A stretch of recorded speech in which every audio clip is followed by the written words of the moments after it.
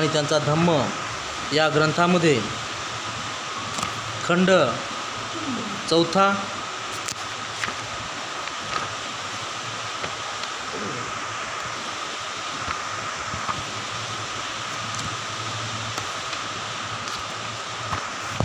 4 भाग 2 त्यामध्ये आपण पाहत आहोत पुनर्जन्म कोणाचा, पुनर्जन्म काय आहे, कशाचा आणि तो कोणाचा. सर्वात बिकट प्रश्न म्हणजे पुनर्जन्म कोणाचा. एखादा मृत झालेला मनुष्य परत नवा जन्म घेतो का? मृतांचा पुनर्जन्म या सिद्धांतावर बुद्धाचा विश्वास होता काय, असे असंभाव दिसते. मृत मनुष्याचे सर्व भौतिक अंश एकत्र येऊन त्यांनी एक नवा देह बनविला तरच त्या मनुष्याचा पुनर्जन्म घडणे शक्य आहे. जर नवा देह वेगवेगळ्या मृत मनुष्याच्या भिन्न भिन्न भौतिक अंशाच्या मिश्रणाने बनत असला तर पुनर्जन्म शक्य नाही. परंतु तो त्या एकाच मृत्यू माणसाचा पुनर्जन्म असू शकत नाही. भिक्खुनी खेमा हिने हा मुद्दा प्रसेनजित राजाला चांगल्या स्पष्ट करून सांगितला आहे. एकदा तथागत श्रावस्तीजवळील अनाथपिंडकाच्या जेतवनात राहत होते. त्या समयी कोशल जनपदात परिभ्रमण करून खेमा ही श्रावस्ती आणि साकेत ह्या नगराच्या दरम्यान असलेल्या तोरणवथूमध्ये राहत होती. यावेळी कोशल राजा प्रसेनजित साकेतहून श्रावस्ती येथे जात होता. एक रात्र तो तोरणवथू येथे राहिला. प्रसेनजितने एका माणसाला बोलावून सांगितले, हे बघ, सन्माननीय अशा एखाद्या भिक्खूला किंवा ब्राह्मणाला घेऊन ये. ठीक आहे असे बोलून तो तोरणवथू राजसन्मानास योग्य अशा भिक्खू अथवा ब्राह्मणाचा शोध घेऊ लागला. परंतु तसा कोणीही त्याला आढळला नाही. शेवटी तोरणवथूमध्ये राहावयास आलेली भिक्खुनी खेमा त्याला दिसली. तेव्हा तिला भेटून तो कोशल राजा प्रसेनजितकडे गेला आणि म्हणाला, महाराज, आपल्या सन्मानास योग्य असा भिक्खू अथवा ब्राह्मण येथे कोणी दिसत नाही, परंतु येथे खेमा नावाची तथागताची एक शिष्य आहे. तिच्या संबंधित अशी वार्ता प्रस्तुत आहे की ती विचारसंपन्न, विचक्षण, बहुश्रुत, वादविवादात कुशल आणि प्रत्युत्पन्नाची अशी अहर्त स्त्री आहे. महाराजांनी तिचा सन्मान केल्यास तो योग्यच होईल. हे ऐकल्यावर कोशल राजा प्रसेनजित भिक्खुनी खेमाला भेटण्यास गेला. तिच्या समीप गेल्यावर तिला अभिवादन करून तो बाजूला बसला आणि म्हणाला, या विषयासंबंधी आपले म्हणणे काय आहे? मृत्यूनंतर तथागताचे अस्तित्व राहते काय? महाराज, हे गूढ तथागतांनी स्पष्ट केलेलं नाही. तथागतांचे मृत्यूनंतर अस्तित्व राहते काय असा प्रश्न विचारल्यास असता त्यांचे उत्तर तथागतांनी सांगितले नाही असे म्हणतात व दुसऱ्या प्रश्नाचीही तशीच उत्तरे देतात. तथागतांनी हे गूढ अकलून न सांगण्याचे काय कारण आहे बरे? महाराज, या बाबतीत मी आपल्याला एकच असा प्रश्न विचारीन की आपणास योग्य वाटेल तसे त्यांचे उत्तर द्यावे. महाराज, आपणाजवळ असा कोणी गणिते आहे का की जो गंगेतील वाळूकणाची शेकड्यांनी, हजारांनी अथवा लक्षांनी गणती करू शकेल? नाही, तसा कोणीच नाही. मग तुमच्याजवळ असा कोणी गणिते आहे का की जो समुद्रात इतके करोड, हजारो, इतके लाख माप पाणी आहे हे सांगू शकेल काय? तेव्हाही तो म्हणतो नाही. असे का? कारण समुद्र खोल आहे, अमर्याद आहे, अगाध आहे. त्याचप्रमाणे महाराज, तथागतांनी देहपरित्व केल्यावर हे मुळापासून छेदलेल्या तालवृक्षासारखे परत पुन्हा उगवणार नाही. तथागताच्या देहासंबंधी काय सांगता येईल? तथागत शरीर विमुक्त झाल्यावर समुद्रासारखे अमर्याद आणि अगाध आहेत. अशा स्थितीत तथागतांना मृत्यू अस्तित्व आहे अथवा नाही, किंवा आहे किंवा नाही असे कोणतेही विधान लागू शकत नाही.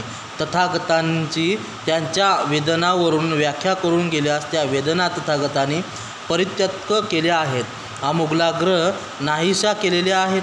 वेदना विमुक्त तसे आहे तथागत. थोर समुद्राप्रमाणे अमर्याद आणि अगाध आहेत. तेव्हा मृत्यूनंतर तथागताचे अस्तित्व राहते अथवा राहत नाही, किंवा राहते किंवा राहत नाही ही विधाने तथागतांना लागू पडत नाहीत. त्याचप्रमाणे संज्ञा, संस्कार, विज्ञान यांच्या आधारे तथागतांची व्याख्या करू लागल्यास तीही त्यांना लागू पडत नाही, कारण या सर्वापासून समूळ विमुक्त झालेले तथागत हे थोर समुद्रासारखे अमर्यादित आणि अगाध आहेत. तेव्हा मृत्यूनंतर तथागताच्या अस्तित्वासंबंधी अथवा अस्तित्वासंबंधी विधान त्यांना लागू पडत नाही. खेमाचे हे शब्द ऐकून कौशल राजा प्रसेनजित आनंदित झाला. आपल्या जागेवरून उठून तिला नमस्कार केला आणि तो तिथून निघाला. दुसऱ्या एका प्रसंगी प्रसेनजित तथागताकडे गेला असता त्यांना अभिवादन करून त्यांनी विचारले, भगवान, मग तथागताच्या मृत्यूनंतर अस्तित्व नाही असे म्हणता येईल काय? महाराज, यासंबंधी मी काहीच म्हटले नाही. भगवान, मग तथागतांना मृत्यूनंतर अस्तित्व आहे असे म्हणता येईल काय?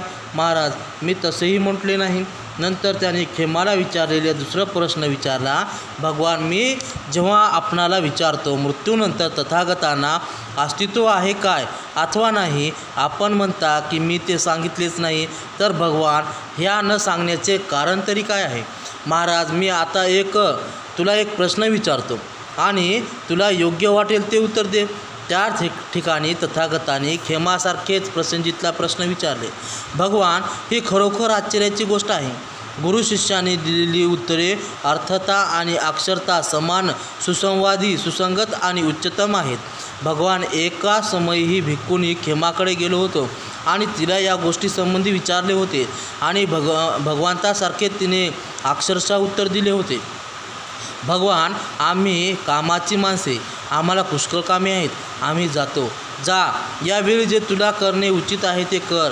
या शब्दाने आनंदित होऊन भगवंतांना अभिवादन करून तो राजा कौशल प्रसेनजित आपल्या मार्गाला लागला.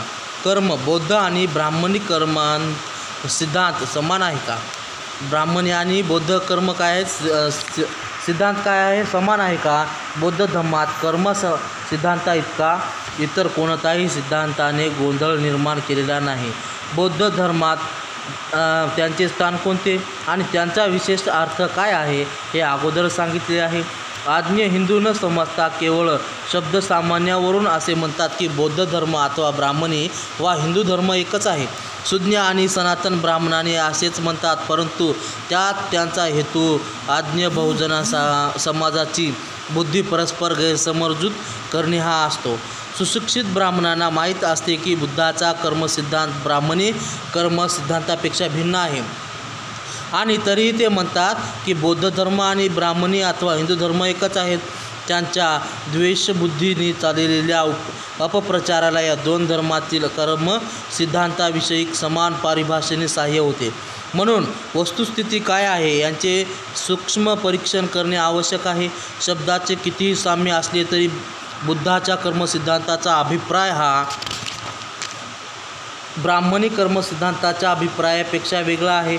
या दोन्ही सिद्धांतात आधारभूत प्रमाणे हीच इतकी भिन्न आहेत की त्यापासून निष्पन्न होणारा निष्कर्ष समान असणे शक्य नाही. हिंदू कर्मसिद्धांताची मुख्य तत्त्वे खालीलप्रमाणे आहेत. हिंदू कर्मसिद्धांतात हा आत्म्याच्या अस्तित्वावर आधारलेला आहे. उलटपक्षी बौद्ध धर्म आत्म्याचे अस्तित्व मानत नसल्यामुळे तो आत्म्यावर आधारलेला नाही. ब्राह्मणी कर्मसिद्धांत हा आत्म्याच्या जन्मावरून आधारलेला आहे. आत्म्याचा पुनर्जन्म होतो असे मानल्यामुळे कर्म हे जन्मांतरी चालू राहते. बौद्ध धर्म आत्माच मानित नसल्यामुळे हेही बौद्ध कर्मसिद्धांत लागूच होत नाही. देहाव्यतिरिक्त आत्म्याला अस्तित्व आहे यावर हिंदू धर्म आधारलेला आहे. देह मृत्यू झाला की आत्मा मरत नाही, आत्मा देहातून निघून जातो. ही विधाने बौद्ध सिद्धांताला लागू नाहीत. हिंदू कर्म सिद्धांताप्रमाणे माणसाने कर्म केले तर त्या कर्माचे विविध परिणाम होतात. त्याचा पहिला परिणाम म्हणजे कर्त्यावर होतो आणि दुसरा आत्म्यावर होतो. कर्त्याचा प्रमाणे कर्माचा आत्म्यावर संस्कार होतो. जेव्हा मनुष्य मरतो आणि त्याचा आत्मा त्याला सोडून जातो त्यावेळी त्याच्या आत्म्यावर असे अनेक संस्कार मानलेले असतात आणि या संस्कारामुळे पुढील जन्मी त्याला कोणते अधिकार मिळणारे ठरत असते. हिंदू हा सिद्धांत आत्म्याचे अस्तित्व न मानणाऱ्या बौद्ध कर्मसिद्धांताशी विसंगत आहे. वरील कारणास्तव बौद्ध कर्मसिद्धांत आणि हिंदू कर्मसिद्धांत हे एकच असू शकत नाहीत. म्हणजे हे दोनोही एकच आहेत असे मानणे केवळ मूर्खपणाचे ठरेल. वास्तवता जास्त इतकेच म्हणता येईल की या शाब्दिक मायाजाळापासून सावध राहिलेले चांगलं. गतकर्माचा भविष्य जन्मावर परिणाम होतो असे बुद्ध मानतो का? हा भाग उद्याला पाहू. साधू साधू साधू. भगवान